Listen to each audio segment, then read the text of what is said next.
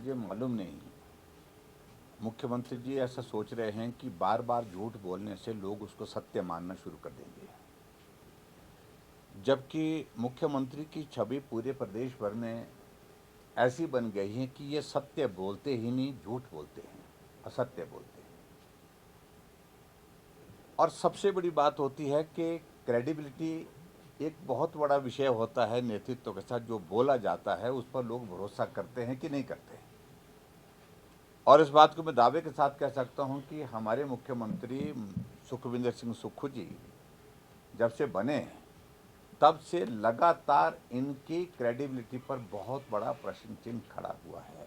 भरोसा ही नहीं है जो मुख्यमंत्री बोलते हैं, ना प्रदेश की जनता भरोसा करती है और ना ही इनकी पार्टी में भरोसा है, ना ही विधायकों में और ना ही मंत्रियों में। ये स्थिति है।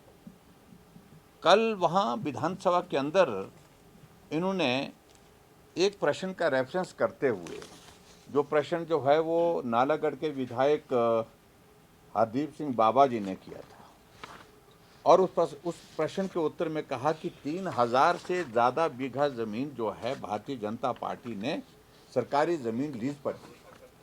मैं भी थोड़ा हैरान हुआ उस सारी बात को लेकर के, और मैंने कोशिश की तथ्य को जानने की, समझने की। और फिर उसके बाद जब मैंने सारी तथ्य को जानने की कोशिश की तो उसमें सच्चाई बहुत अलग तरह की निकली। मैं अच्छी तरह से इस बात को समझ सकता हूँ कि हमारी सरकार के दौरान लीज पर ज़मीन दी ही नहीं गई है खनन के लिए। और जब सारी चीज़ें निकल आई तो लीज जो है वो दी गई 2006 में, कांग्रेस की सरकार थी। 2004 में कांग्रेस की सरकार थी। 2003 में कांग्रेस की सरकार थी। 2007 में कांग्रेस की सरकार थी और 2003 में कांग्रेस की सरकार थी। 2002 में, मतलब लगातार सारी की सारी टोटल ये लीज जो दी गई हैं, जितनी भी लीज दी गई है, ये सारी की सारी कांग्रेस की गवर्नमेंट में दी गई है मैक्सिमम।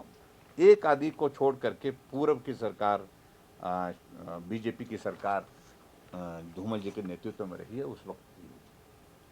और उसके बाद धूमल जी की सरकार में, वीरभद्र सिंह जी की सरकार में, ये जो लीज पर दी गई जमीन इनकी रिन्यूअल भी हुई है जो नियम के मुताबिक होती है। और उसी तरह से भारतीय जनता पार्टी की सरकार में भी मात्र सिर्फ रिन्यूअल हुई है। लीज जो है सारी की सारी कांग्रेस की गवर्नमेंट ने दी है।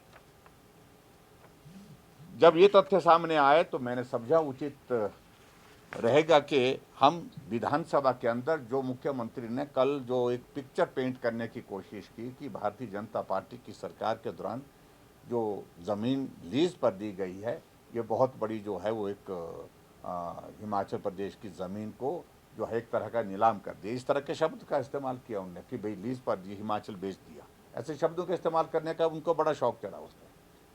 जब हकीकत आज सामने आई तो मैंने आज विधानसभा के अंदर उस रिकॉर्ड को स्टेट किया है। ये सच्चाई है जो मैं बता रहा हूँ। और उसके बाद मैं बोलना नहीं चाह रहा था कि 2024 में इनकी सरकार बनने के पश्चात जो सदन के अंदर है एक विधायक महोदय जी, उनकी पत्नी के नाम पर भी लीज है। वो 600 बीघा एक ही लीज है। वो सिर्फ नालागढ़ की बता रहा हूँ मैं, नालागढ़ की। इसके अलावा 5-6 जगह लीजेज उनके नाम पर और है। मैं उन सारी चीज़ों को लेकर के ज़्यादा नहीं कहना चाहता हूँ, लेकिन सच्चाई ये है कि पूरे राजनीतिक संरक्षण में नालागढ़ बद्दी से लगभग 1000 के लगभग हाईवे जो होता है, हाईवे जिसको बोलता है, जो बड़ा एक ट्राला होता है, वो हिमाचल से खनन करके बजरी रेता पंजाब में पहुंचा रहे हैं। उस पर कार्रवाई करने का क्या क्या आपके पास तरीका है? और वो पॉलिटिकल संरक्षण में हो रही है, नालागढ़ में भी और बद्दी में भी।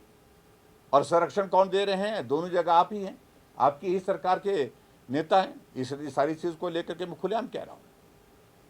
इसलिए मेहरबानी करके मुख्यमंत्री जी इस बात को सोचें कि कहने से पहले तथ्य को जानना चाहिए, समझना चाहिए।